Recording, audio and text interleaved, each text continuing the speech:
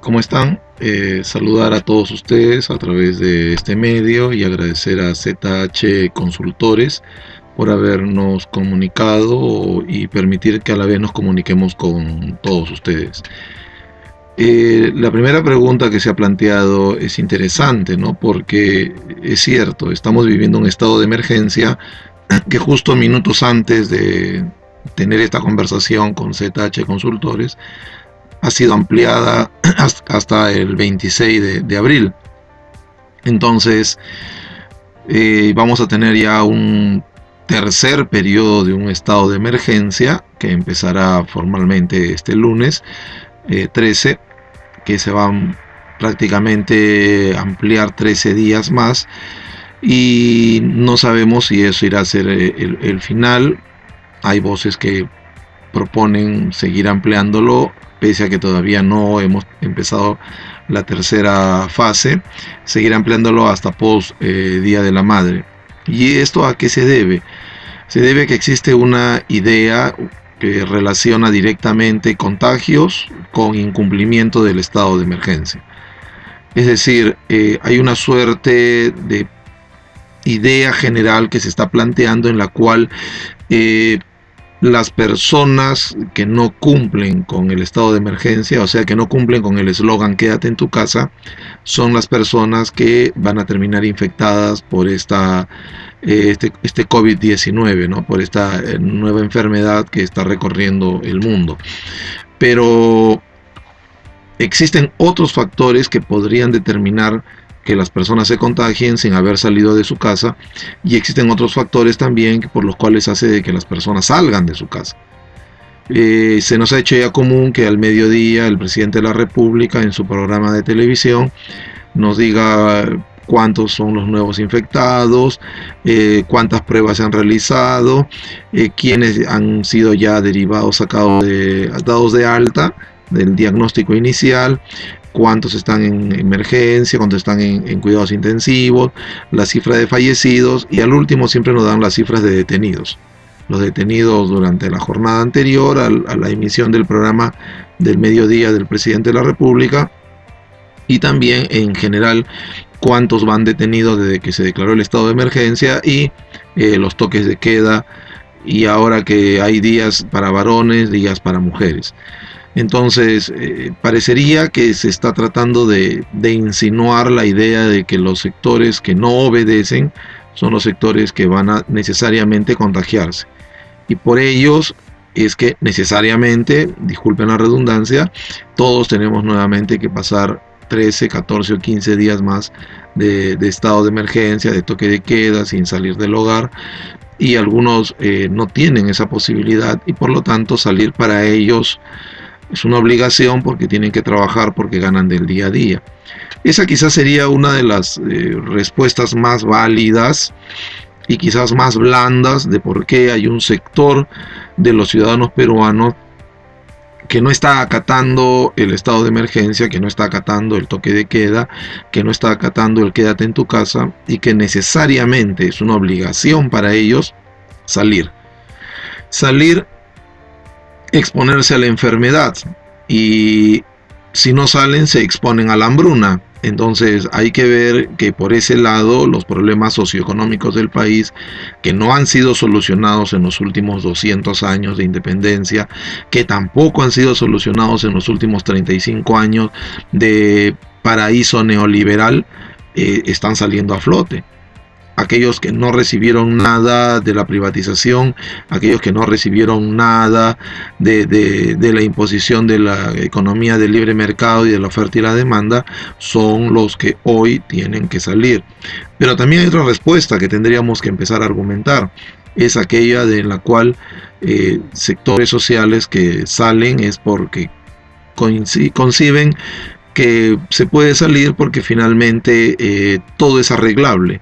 Es decir, yo salgo hoy día en el toque de queda, total, alguien me puede detener, pero siempre hay la posibilidad de arreglar, evitar la detención mediante un soborno y continuar, lo cual hace que el otro factor que está perenne en nuestra historia, que es la corrupción, también sea un elemento que debemos empezar a analizar. La corrupción que está totalmente arraigada en nuestras fuerzas armadas, en nuestras fuerzas policiales, en el poder judicial, que determina pues que yo, como diría la canción, no hago lo que quiero y lo soluciono con 20, 50 o 100 soles. Entonces tendríamos que tener en cuenta eso. Entonces hay esos conflictos, ¿no? No es que las personas salgan porque desafían la muerte, las personas salgan porque les gusta hacer desacato de ley, o porque las personas salgan porque no creen en la enfermedad, sino porque hay sectores que están obligados a salir.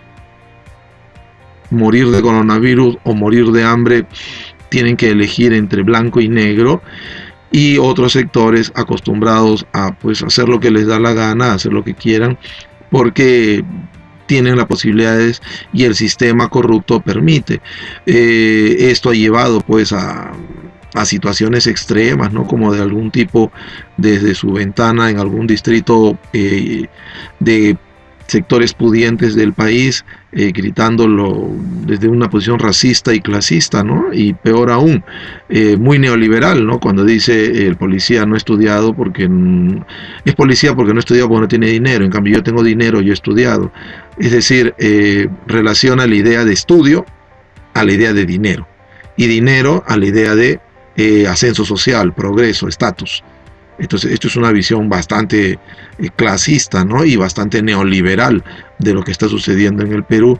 Y el coronavirus está desnudando todas esas situaciones que parecería que algunos no quisieran que se dé en función de tener un proyecto que supuestamente somos un país más o menos homogéneo frente al bicentenario, pero esto ha demostrado, pues nos ha desnudado como país. Así como la guerra contra Chile desnudó al Perú del siglo XIX, y así como la guerra interna iniciada por Sendero Luminoso desnudó al Perú de 2020, este coronavirus está desnudando al Perú neoliberal, ¿no? A ese Perú que supuestamente nacía a la modernidad del siglo XXI y la globalización, y que ha quedado totalmente desnudo frente al coronavirus. De más está pues hablar ya del colapso del sistema de salud, que no existe en el Perú, y el colapso del sistema educativo, que no existe en el Perú, de lo cual podríamos hablar en la siguiente pregunta. La economía peruana, igual como la economía de todos los países del mundo, luego de la pandemia, y ese es el problema, no sabemos cuál es el momento en que se iniciará ese luego de la pandemia, pero vamos a imaginar que hay un luego de la pandemia, va a quedar bastante debilitada debido a que los sectores que producen no lo están realizando. Los sectores que en este momento están produciendo, por ejemplo el sector minero, está enfrentando que el precio de los minerales está en un continuo ir a la baja. Por lo tanto, lo que pueda ingresar al Perú, producto de exportación de minerales, no necesariamente va a determinar que nuestra economía, entre comillas, mejore. Luego tenemos los sectores no tradicionales, que van a ser muy golpeados, porque ya hemos tenido una experiencia anterior, de la cual podemos hablar después, donde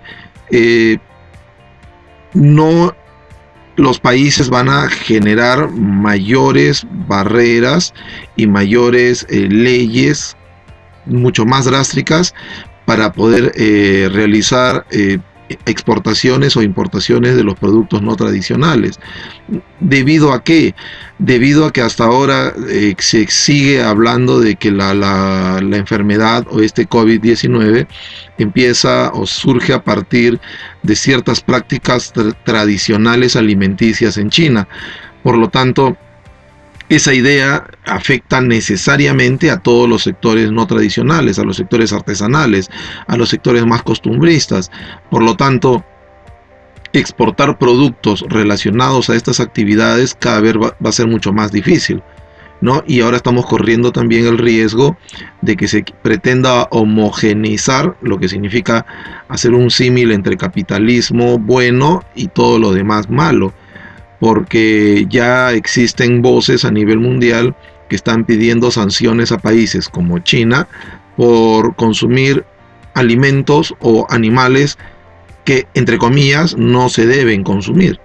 Esto significa que a partir de ahora los pueblos van a tener que dejar de lado sus costumbres y sus usos tradicionales para cumplir con lo que se manda desde una oficina, desde alguna universidad del imperialismo. Entonces, tenemos que la economía peruana, por un lado, se va a restringir bastante, lo cual va a determinar que para un sector de la sociedad peruana sea bastante difícil.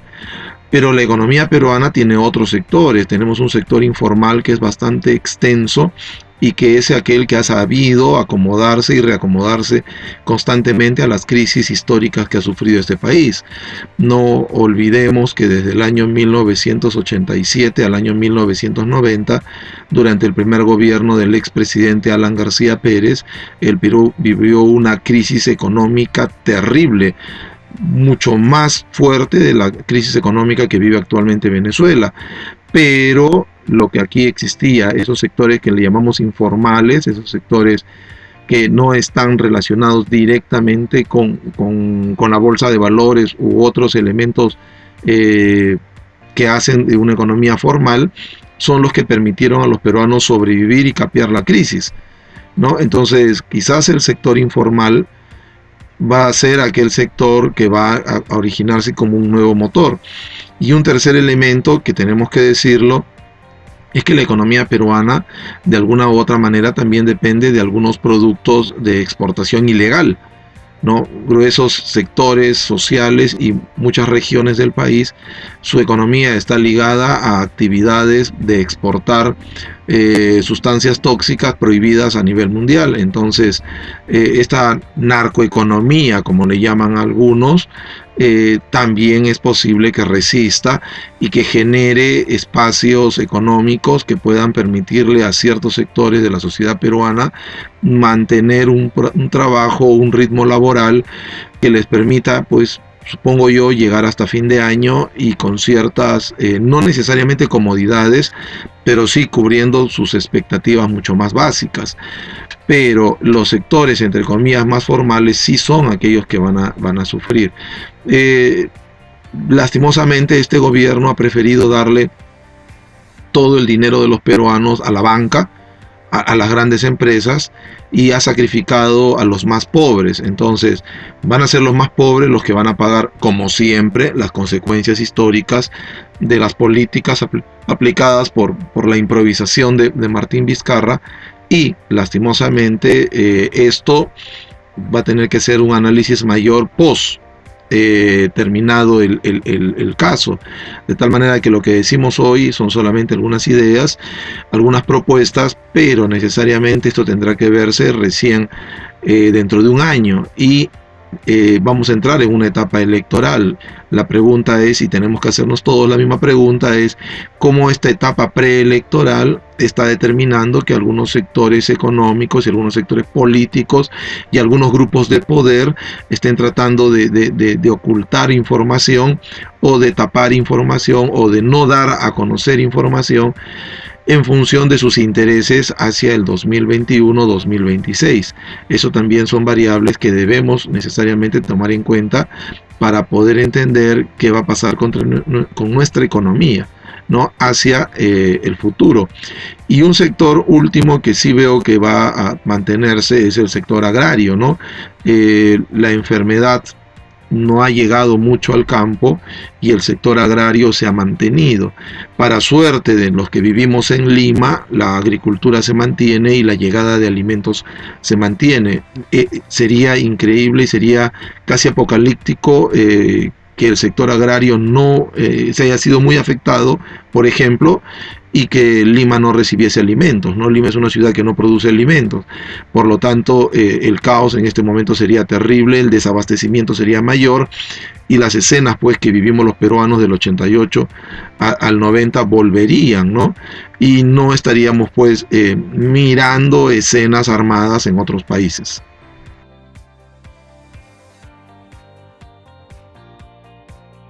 Esta tercera pregunta, en la cual se nos plantea si ya históricamente el Perú ha enfrentado algún tipo de enfermedad de este tipo o de pandemia, es interesante porque vamos a ligarla con lo que habíamos dejado en stand-by en las dos preguntas anteriores.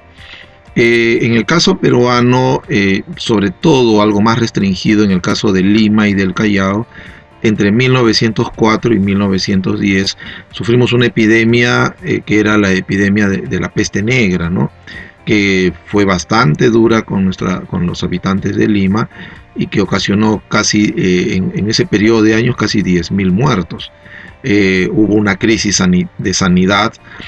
Todos los informes de la época hablan de que Lima no tenía los hospitales y los hospitales no tenían las camas suficientes para atender la cantidad de casos, que los médicos no estaban preparados o que había muy pocos médicos, muy poco personal dedicado a la salud y teníamos muy pocos instrumentos para los pacientes. Es interesante porque eso sucedió hace 110 años y 110 años después, por el COVID-19, estamos diciendo lo mismo, que el Perú no está preparado para una pandemia, que no tenemos un sistema de hospitales, que los hospitales no están debidamente implementados, que los médicos, entonces seguimos. Si revisamos los informes de hace 110 años y revisamos los informes de hoy, salvo fechas y algunas precisiones más y precisiones menos, vemos que en líneas generales seguimos teniendo o seguimos el sistema de salud sigue siendo uno de los más endebles a nivel nacional y no hay una política de salud pública o una política nacional frente a la salud. Entonces, ¿qué estamos esperando para iniciar ese proceso?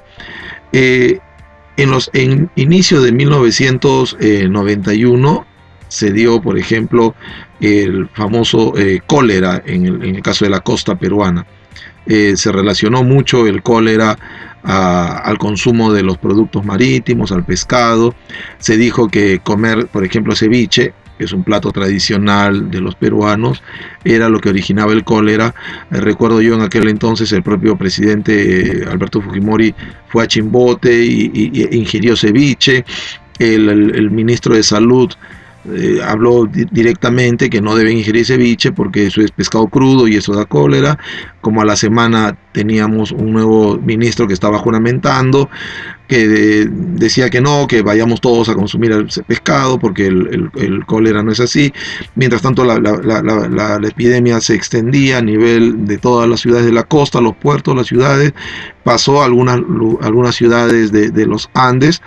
Y de un momento a otro el Perú estaba dentro del epicentro mayor del cólera, ¿no? Que luego se expandía a otros países.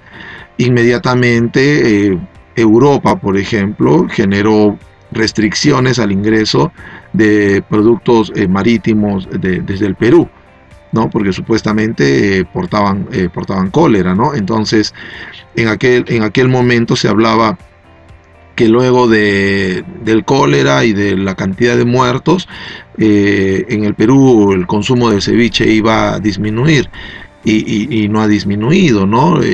¿Por qué? Porque es un plato tradicional que identifica a un gran sector de los peruanos con una identidad, con un país, y por lo tanto el riesgo es ese, ¿no? Como les decía durante la primera o la segunda respuesta, ¿no? El riesgo del coronavirus o del COVID es que se asocie a algunos productos de comestibles, entre comillas, no aceptados desde el imperio, y por lo tanto habría que empezar a modificar algunos tipos de consumo. Es válido eso desde nuestro punto de ciencias sociales y de historiador científico, no es válido, ¿no? Para nosotros que desde una universidad, desde un país se le diga al mundo qué consumir y qué no consumir, ¿no? Ir contra las tradiciones de los pueblos que las han tenido por varios cientos y en algunos casos varios miles de años. Entonces, este es un problema. El caso del cólera del año 91 también postergó el inicio de las clases escolares porque, interesante, ¿no? Se decía en esa época que no teníamos, los colegios peruanos no tenían la infraestructura para poder enfrentar el problema del cólera, ¿no? Es decir, baños aseados, espaciosos, limpios, agua de todo el tiempo. Y entonces se dijo que era necesario un cambio en la infraestructura educativa. Hoy nuevamente se dice de que hay que seguir postergando el inicio de clases escolares y también universitarias, porque los colegios y las universidades en el Perú actual no tienen los espacios, la limpieza y la infraestructura, agua y todo ello necesario para poder enfrentar esta crisis, ¿no? En una universidad nacional, no voy a decir su nombre, un joven escribía, ¿no? Que bueno, porque producto de esto del COVID, he ido a la universidad, el baño tiene agua, tiene jabón líquido y papel toalla. Milagro, decía él, ¿no? Entonces, vemos que 30 años después, los informes que sostenían de que las clases no deberían empezar en abril porque no existía la infraestructura, los tenemos nuevamente, ¿no? Se habla de que vamos a tener clases virtuales durante el mes de abril y a quincena de mayo ahora sí ya podríamos tener presenciales.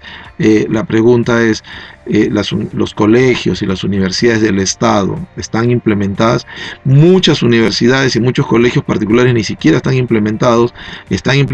Entonces, como les dije hace un momento, ¿no? Este COVID-19 está desnudando al Perú neoliberal. El paraíso neoliberal peruano ha quedado totalmente desnudo frente al COVID. Así como les dije que Sendero Luminoso y la guerra interna de los 80 desnudó al Perú del siglo XX y la guerra contra Chile desnudó al Perú del siglo XIX, este COVID está haciendo lo mismo. Nos está demostrando de que no es tan cierto aquello de que se declaró que era el año de la universalización de la salud, ¿no? La salud ha quedado postergada 200 años y lastimosamente hemos tenido que enfrentar pestes, tuberculosis y otros problemas y tenemos inclusive hasta nuestras enfermedades que podríamos decir estructurales, ¿no? Como la diabetes. Entonces el COVID debe generar, ¿no? Políticas, implementar políticas de salud, políticas educativas que no sean solamente pasajeras, sino que sean permanentes, leyes que den derechos a las personas, ¿no? Y no solamente programas sociales o seguros pasajeros que no sirven para nada. Entonces creo yo que todo esto va a tener que ser importante, ser procesado frente al nuevo proceso electoral del año 21, porque ya estamos viendo que hay algunos grupos políticos que están empezando a jalar agua para su molino a partir de ciertas demandas sociales que son válidas, pero que en el caso de ellos se vuelven solamente una cuestión de proyección electoral frente a las elecciones generales del próximo año.